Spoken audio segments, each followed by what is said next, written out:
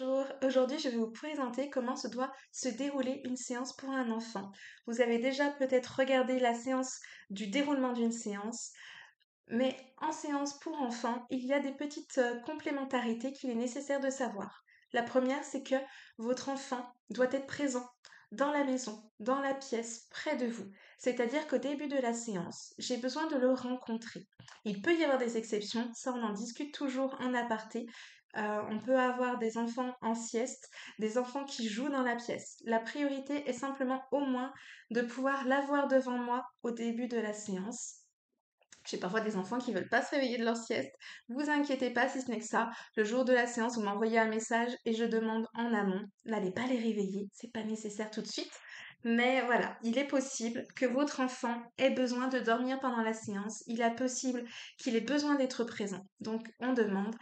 Mais la priorité numéro une, c'est celle-ci. Que votre enfant soit dans la maison où vous êtes, vous également. Et si possible, que le coparent soit présent.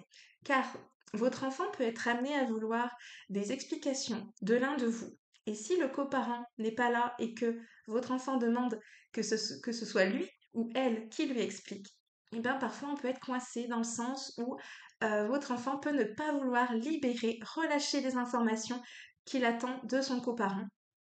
Et du fait, on peut venir avoir différentes euh, choses qui peuvent être contrariées dans le sens où on peut avoir une séance qui ça termine même au début quand il veut pas nous parler.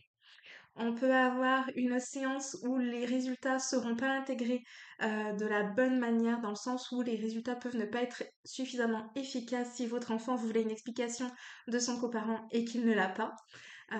Voilà, on a différentes choses qui peuvent venir contrarier l'énergie et faire que votre enfant puisse ne puisse ne pas vouloir terminer une séance. Donc c'est vraiment important que vous le sachiez, que vous preniez rendez-vous en toute connaissance de cause. Quand on a une séance pour un enfant, un bambin, un bébé in utero, pour la séance femme enceinte, où vraiment là on vient donner la parole au bébé in utero, il est important que le coparent soit présent. Pour un adolescent, c'est bien que les deux parents soient présents au début de la séance et après, la séance reste en aparté avec l'adolescent. Euh, alors, adolescents à partir de 12 ans, on va dire, ce moment où ils ont besoin d'intimité, où ils ont besoin d'avoir leur moment à eux et après, ils décident eux-mêmes de ce qu'ils sont en capacité de vous livrer. Et je garde bien évidemment leur espace intime avec moi. Voilà. On en discute ensemble et on vient vraiment libérer ensemble les informations. Une séance pour bébé, une séance pour enfant, on donnera toujours la parole en priorité à votre enfant, mais il peut vouloir parler également de vous.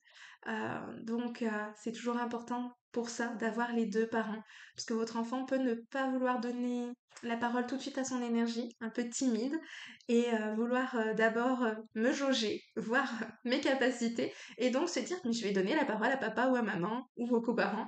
Et si l'un de vous n'est pas présent et que c'est de lui qui veut parler, je peux être également coincée dans ce sens-là. Voilà pourquoi il est important lors d'une séance pour un enfant d'avoir la présence des deux parents.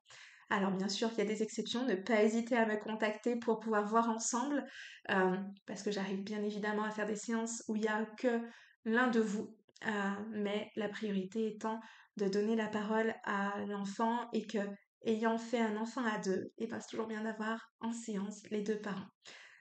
Voilà, sans vous bousculer, sans vouloir vous contrarier. C'est toujours positif, surtout en fait que cette demande-là, elle est faite pour votre enfant, pour qu'il puisse intégrer au mieux la séance. Voilà, je vous souhaite une bonne fin de journée.